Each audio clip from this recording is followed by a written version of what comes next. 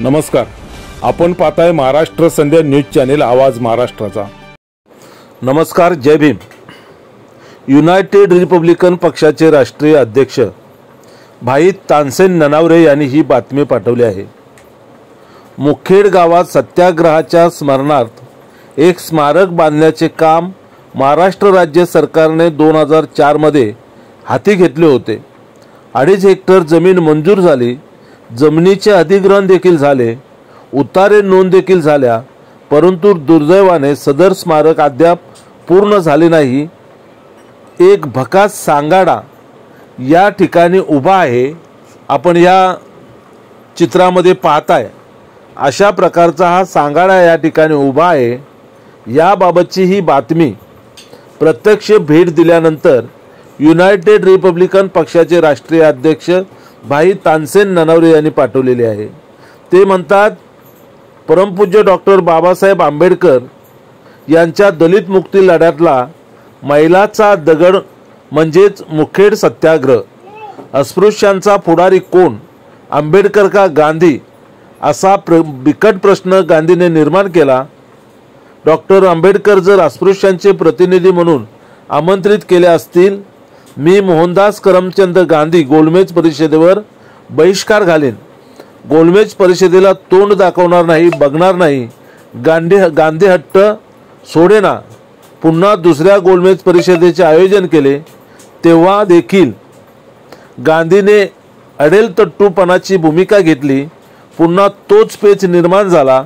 British पंतप्रधान sir McDonald व British बादशाह सर पंचम जॉर्ज यांच्यापुढे कळीचा मुद्दा उपस्थित झाला। अशा आणीबाणीच्या प्रसंगी येवला गावापासून 17 किलोमीटर अंतरावर असलेल्या मुखेड गावात अदृष्ट मंडळीने हिंदू धर्माच्या पांडव प्रताप ग्रंथाची मिरवणूक काढली।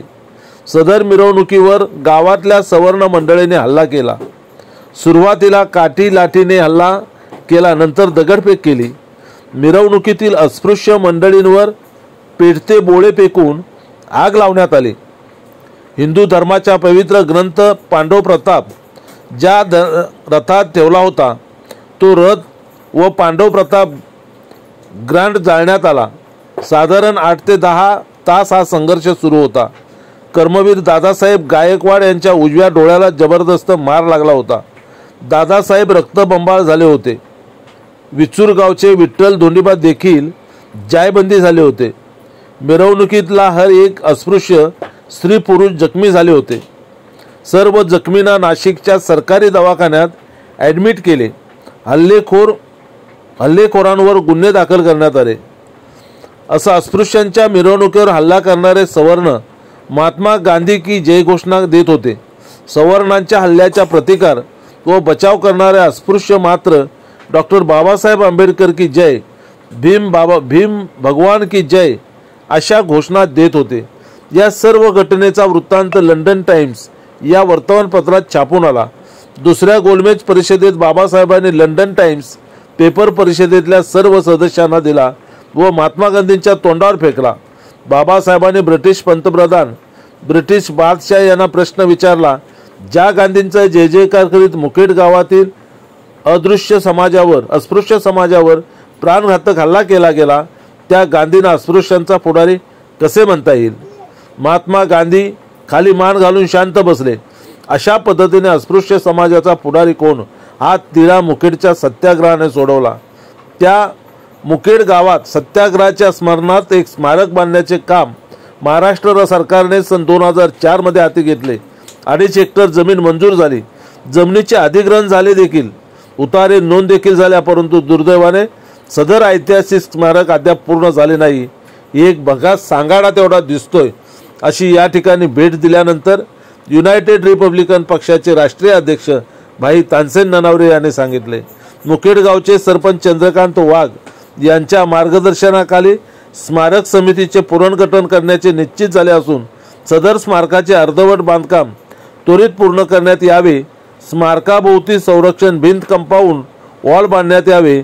या मागण्यांसाठी लवकरच एक शिष्टमंडळ घेऊन महाराष्ट्र राज्याचे मुख्यमंत्री नामदार एकनाथ शिंदे यांना आपण भेटणार असल्याचे महाराष्ट्र संध्या यूट्यूब न्यूज चॅनलशी बोलताना युनायटेड रिपब्लिकन पक्षाचे राष्ट्रीय अध्यक्ष भाई तानसेन ननावरे यांनी सांगितले। या बातमीबद्दल आपल्याला काय वाटतं त्याबद्दलच्या आपल्या प्रतिक्रिया महाराष्ट्र संध्या यूट्यूब न्यूज चॅनलच्या कमेंट्स बॉक्समध्ये जरूर कळवा। धन्यवाद। नमस्कार, आपण पाहताय महाराष्ट्र संध्या न्यूज चॅनेल आवाज महाराष्ट्राचा।